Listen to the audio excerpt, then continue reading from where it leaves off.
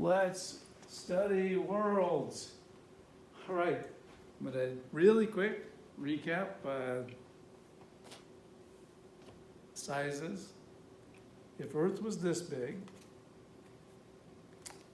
who would be this wide? Yes, Uranus and Neptune, greenish blue and blue. Who would be this size? Jupiter and Saturn. How big would our sun be? Well, this, the width here, top to bottom, side to side, front to back, is half of a meter. Half of a meter. 1 meter is, for me, 1 ear out to my fingertips. So, sun, well, Jupiter, 10 Earths, 10 Earths, 10 Earths. Sun, 10 Jupiters, 10 Jupiters, 10 Jupiters. So here's 1 Jupiter, 2 Jupiters wide. For me, that's what I call a long step. So I'd really have to extend out an unusually long step, right, for that. A long, long step. And I'd have to go, this is 2 Jupiters. So every long step would be 2, 4, 6, 8, 10. 5 long steps out. So what would that be? That would be, wait, I don't even know if you can see me. 1, 2, 3, 4, you've lost me. 5, you try it. You try it. So, and that'd be 10 of these across this way, 10 this way, and 10 front to back. So stars are a different story. We'll study this. Let's go back to the terrestrial planets. Now, the terrestrial planets are interesting. So let's get rid of this, put this over here, back over here, and let's go back to this idea. Remember Earth and good old Moon, and then we've got our other ones. And remember how the size makes such a difference in a world. And these terrestrial ones are, we call them Earth-like. They're not really Earth-like in the way that you would think. How are they Earth-like? We'll talk about it, but rock. Maybe volcanism, maybe not. We'll see. What about little things, little moons? What are these guys like? I mean, you can get a whole box of spheres and play around. Just go ahead and make a model. If you got kids, make a model for kids. Right? Whatever. You can think about sizes, and you can learn a lot without worrying about exact sizes. So let's do the first one, namely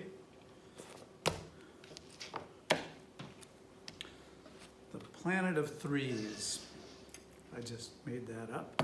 Now, to do this, it would help to be a geologist, a planetary geologist. Now, I'm not a planetary geologist, but I am playing one on these videos. And you think of geo as geography, geology, geocentric, geo-Earth. Well, maybe we should talk about worldologist. Some other name, but we call them planetary geologists, so that's interesting. Here's Moon. Here is Mercury. Interesting. All right, keep that in mind. Let's get this guy down here. Do that over here. Let's do some work. Get out of here, Venus. All right, we'll talk about you next. Here we go. So, we are doing the inner four. Inner four, terrestrial. What do I mean by terrestrial? I mean there's an iron core. Why? Because it formed and the molten iron was denser, more packed in, more mass per volume, and it sank to the middle. It sorted out like you would a layer cake with rock mantle on top with a crust, which would be, quite thin actually, so sorry, but I had to fit the words in there. Crust, surface, and what about an atmosphere? I mean, do they have an atmosphere? Does Mercury, does Venus, does Earth, does Mars? You know the memory aid, right? So you know what these are. Does it have magnetosphere? Well, check the sizes and distances. You will learn a lot. Now in the book, I give you a bunch of information, and you can sort that out and think about that, and exercises to think about it. So go around and play and make sure that you can summarize the essence now of Mercury. And so Mercury, I call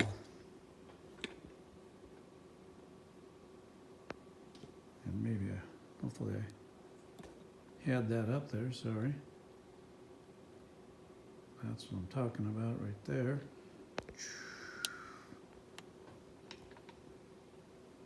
All right, there's what I was talking about.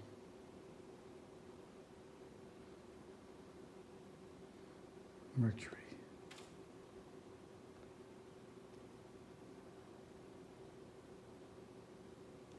Three is the key. I'm going to go ahead and play around with the zoom a little bit, okay? All right.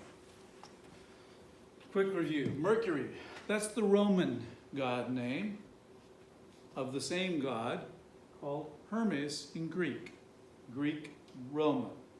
All but one planet have Roman names. Either one refers to the messenger for the gods, those wandering dots.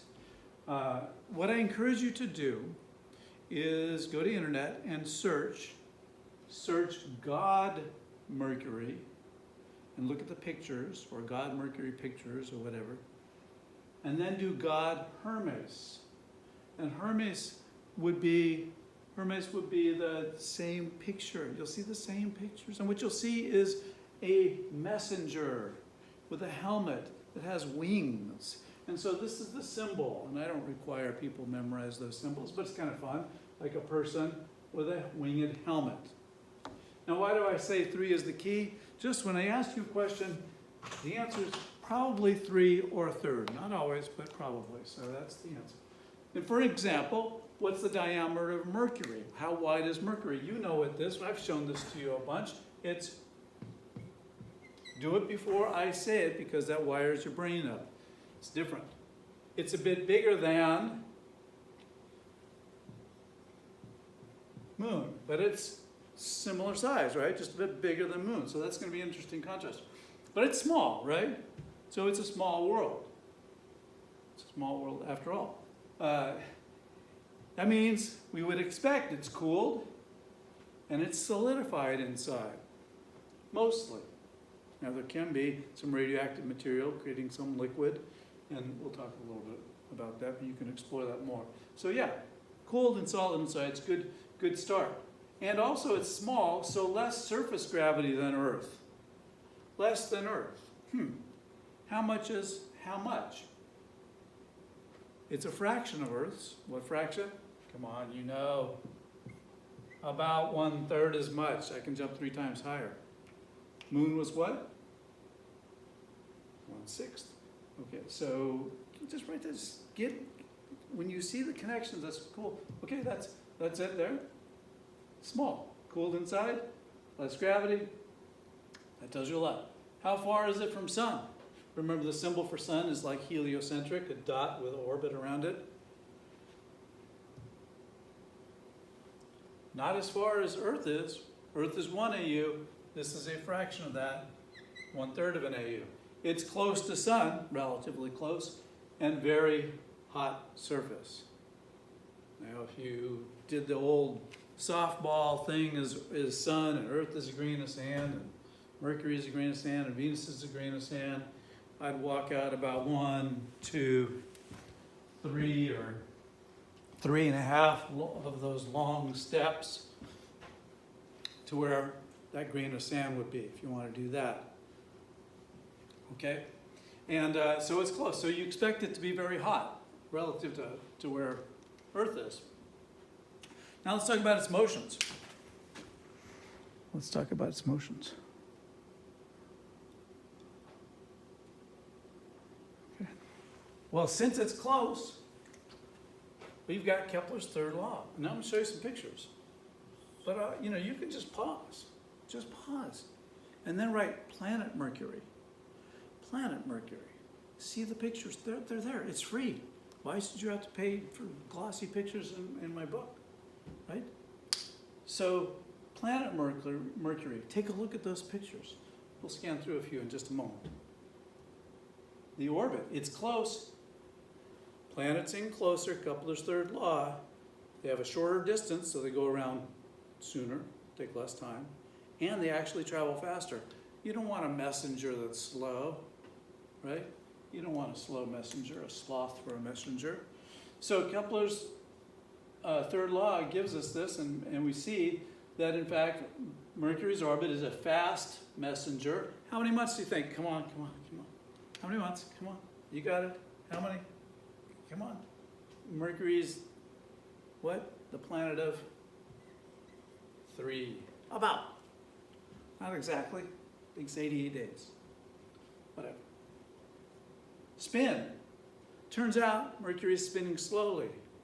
Yeah, what is that tidal effect that we studied from Sun? Even though it's a small dot and it's out there, if that had a role to play in this. Anyway, it spins slowly. About how many months? And it'd be nice if it was 3 in a way. That would be a synchronous orbit spin, right? But it's about 2. So it's not quite, but it's a slow spin. That's going to tell us something. And what about tilt? Go ahead and look it up. There's a little tilt. But we're looking at the essence here. And so the essence is, no, it's not tilted. So seasons, not so fun, right? No ski resorts there. Right. Snow and beaches, so much. Okay, so let me, and again, take a look, take a tour. It's free. And I'm going to show you, if I was good at editing this stuff, I'd do it, but I don't have time for that right now. We're going to take a quick look here at some pictures. Because we want to ask some questions. Does Mercury have a magnetosphere? Does it have an atmosphere? What's up with its surface? What's up with inside? And we'll talk about that mission. So let's take a look over here. And that's it. Just summarize Mercury. So take a look at that picture.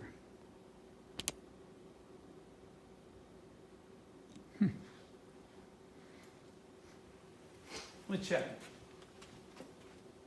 1, 2, 3. Not bad, right? Wait, isn't that? Oh, that's a picture of moon. No, it's not a picture of moon. That's Mercury. Looks a lot like moon, doesn't it? That almost looks like Tycho crater right there. Check it out. It looks like moon. So keep that in mind. It's going to help you. We studied the moon. A lot of similarities here. Want to get into more detail? That's fine for you. But we're going to just do this. Look at that. Look how moon-like. Oh, wait a minute. Look at this picture. This picture is made up of a bunch of separate pictures. That was in the first flyby of Mercury in 1974. We do a flyby. We had only seen half.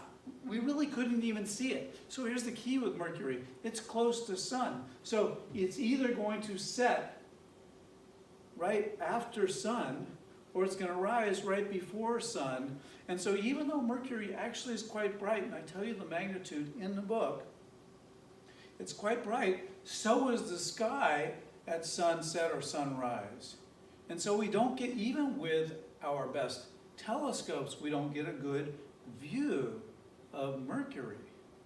So we had to go there. It wasn't until 1974. Think how long we've traveled in this course. And we did a flyby, but then we only saw half. Why don't we go back? Because there's money and you got to choose your missions, and what are you going to do? And so then we sent up another mission and flew by in 2008. Who should we name it after? Mercury, Hermes, the messenger. Why don't you call it the messenger? Oh, okay. It was a mission that was sent up, flew by in 2008. It takes a while. It's not like driving a car. So you got to use gravity and your little, you push some gas that way, Newton's third law, right? You push gas this way and the gas pushes you that way. You push gas this way and it pushes you this way. So you shoot gas out and do things like that. But there's only so much you can carry, rockets, etc. So it's just not so easy as doing an orbit. A flyby is one thing. An orbit, that's a trickier thing. So we had only seen half. But good old messenger mission settled into orbit in 2011, flew by 2008, did other things along the way, and boy, did it show some stuff, right? some detail. High definition cameras, we love those, right? What does that look like to you? I mean, come on. If you told me that was a picture of the moon, I'd say, yeah, of course. Mercury. No, Mercury is small, right? It cooled. An interesting thing that you find with cooled worlds, small worlds that are rocky like this, right? When they cool, they contract. And the surface contracts and cracks. We have these cliffs called scarps, so there are features, and geologists really get into those details. And it's kind of fun, right, to find something new. Look at these, all of these craters. So we're going to talk about this here in a second. Craters, cool. What else do you say? I think we'll come back to that one. Let's come back to that one in review. All right. What can we deduce about Mercury? All right, let's take a look.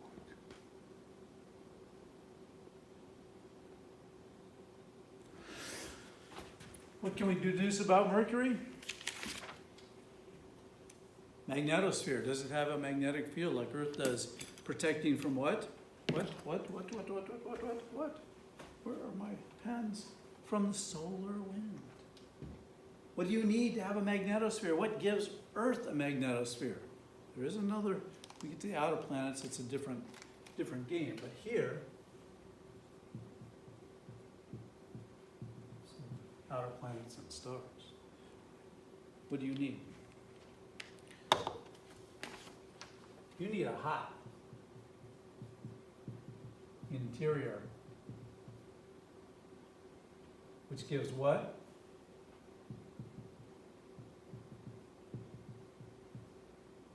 Liquid iron, nickel, things that can be magnetized, right? So do you have that? No.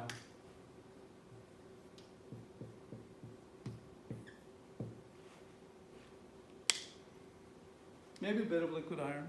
You know, people study the details of this stuff a little bit, but essentially, we're looking at the essence. What else do you need? What else does Earth have? Besides the liquid iron core, it's got to spin, pretty fast to spin. Certainly faster than 2 months. It takes, well, that's only 24 hours. So we need a fast spin, and by studying that, we get a big, certainly not. And so there is a touch of magnetism that the Messenger mission explored, and when you get into the details of it, you know, that can be interesting and get to that. But essentially, we're going to go with a no. So that means that solar wind is going to strike the surface of Mercury. Okay, cool. That's all. The thinking tells us what the size told us this.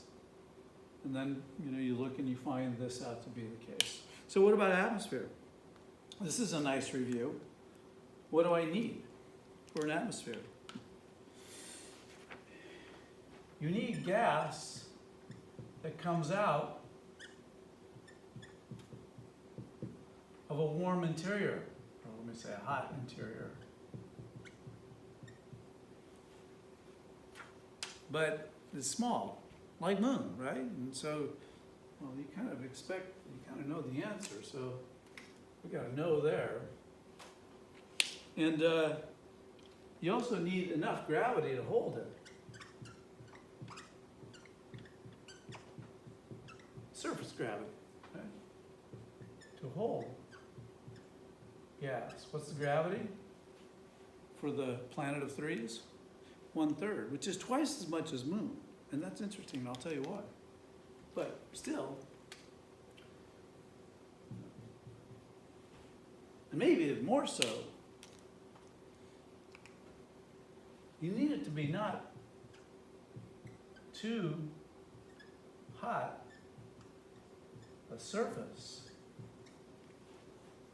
Why? Because if you have a hot surface, the gas goes fast. And if the gas goes fast, it becomes rockets and it just flies off. It's harder to hold on to a whole bunch of kittens running around crazy than it is for kindergartners at recess than it is when they're sitting down. So, let me say this. Hot gas, fast gas, flies off.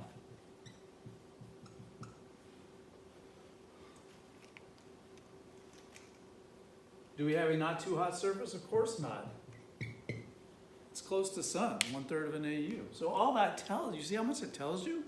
Like, I would guess that there's no atmosphere there. Why? It's so close to the sun, it's gonna be hard to hold on to. It's not, it doesn't have a lot of gravity, so that's not gonna hold on to it. And it's cooled inside, so it's not releasing gas. Not much, little to none, right? So again, the essence of this is no, like who? Like moon. Like moon, like moon. You're gonna see a difference, but pretty good. All right, so hopefully that makes sense. The logic makes sense. You're not memorizing a bunch of words. You're thinking about the logic of it. I think we can keep that right there. Let me zoom in a touch. Cool. What about the surface? You saw pictures of Mercury. They're free. Enjoy. Now this was true. We're going to see. Like moon. If you don't have an atmosphere, you see one thing kind of leads to the next, right? If you don't have an atmosphere, then in the sunlight, I'm not blocking, none of the light gets reflected, absorbed, all that stuff, you know, it all comes through and you're going to get pretty warm out there basking in the sun, sunbathing. Part in the sun is hot, very hot. But if you don't have a blanket on and you turn out away from the sun slowly, you're going to bake for a while given those motions.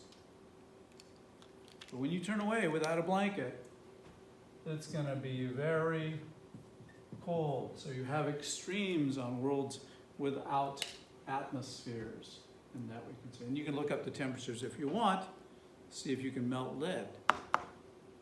Oh, here's a piece of lead. Liquefies. Of course, your body's not going to do so well either, is it? What's the surface dominated by? What do you think? Given all this, pause and think. And now you're back. I'm going to think of, you saw it. You saw it. Number one, the thing that it's dominated by is impact craters. And I'm going to give you one feature by name. Let's write it down and I'll show it to you. Keplers Basin. I like you to know at least one feature by name, so if you take a vacation and you go there, you know what to go see. Keplers Basin. What else is moon dominated by? Besides craters, you have Maria.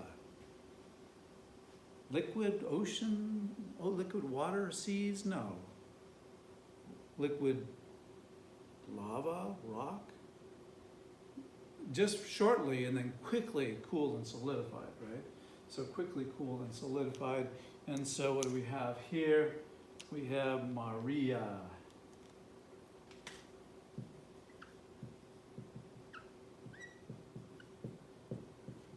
Cooled, dried, solidified lava. Right? So you see that. Look, the surface looks just like moon. We saw that. Now, let me show you this this crazy impact crater. A little hard to see, kind of helps to have equipment and do something stronger than our eyes. Let's go over here. See if we can grab that a little bit. That's better. Okay. You can kind of see a circular pattern.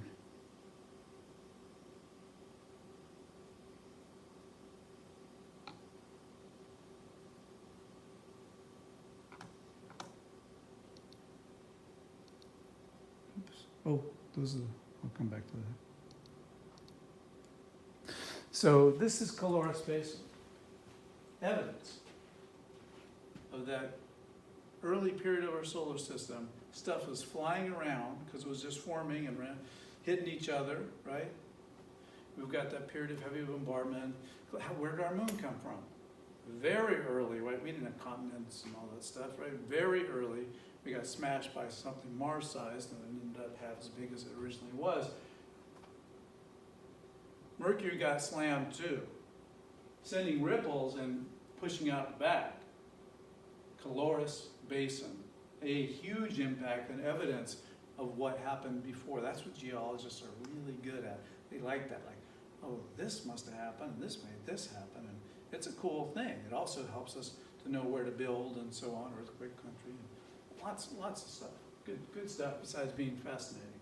Anyway, Keplers Basin know that, an enormous impact. Some people wonder, maybe Mercury actually had a much thicker mantle of rock. Maybe Mercury was bigger. Nonetheless, there it is. Let me just show you the messenger mission team of student interns. You see, these folks worked. I don't know if I can do that, so I'll do it quickly. But you know, as a student, you can get on internships. It's really neat to be able to work on these teams, to work on missions that are going to go and see. Suppose you worked on a mission that saw all of Mercury for the first time in all of human history. I mean, that's the spirit of exploration. That's the artistic spirit too. And where art and science, you know, have the same root as humans. And but in so doing, we learn too about new technology, etc. What color is the surface? Well, you know, it's not like this, but you can see pictures like this, and I'm about to talk about that. I'm not a fan of that picture because of the color. We saw that before. I'm certainly not a fan of that color picture. But why do we colorize? We're going to colorize, and you can see colorizing, and it's useful. Just know that this is colorized to bring out features. Okay, so this is something that happens, and we colorize through it, so it's fine. Just don't think that Mercury looks like that. Looks like a watermelon to me. And I think this, from what I gather, is what we would see with our, with our eyes. Kind of more of a, let's see if I can get this in there. Try to get that picture in there. More of a kind of brownish gray. If I can get that in there for you. That's not very good. Check it, it should be kind of a brownish gray. I'm not getting that picture. Maybe if I come back. Something like that. But we see all these features. Okay, so let's finish this off. Mercury. In review, everything is more fun and easier, although kind of new stuff is cool too. I want to tell you a little bit about the fact that, yes, Mercury is so moon-like. It's so moon-like. But yet, how can it be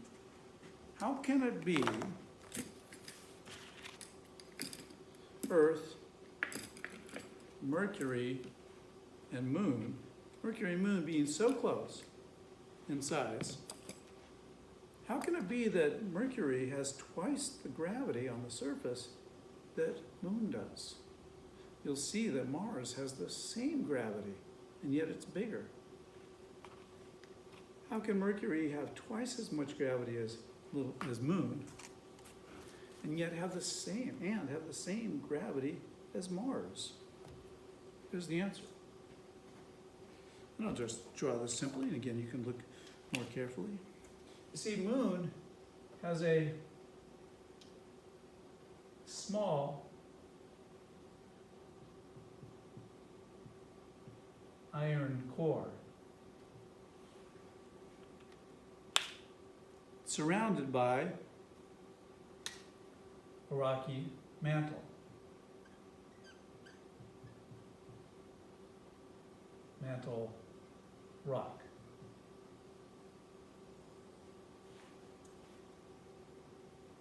Mercury, we know, is bigger, but not a lot bigger. 1/4 of the diameter of Earth, 1/3. And so this has got a rock mantle.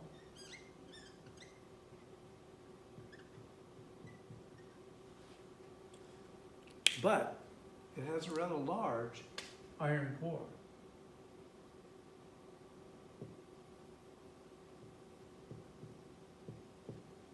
A large iron core. And that iron has more mass per volume, more density, and that's going to give that world more gravity than you might expect it. Why does it have more iron closer to sun? Do you remember differentiation? Oh yeah, little metal, rock. Solar system itself was kind of differentiated like that too, wasn't it? Okay, cool. So we got this cannonball floating around with a rock layer. How big is it? Well, go explore. Is it that big? It's a cannonball with a rocky crust. You know? That's crazy. Calorus Basin, a huge impact. That tells a story. Review it. It all connects. It all connects. Enjoy. Let's go to Venus.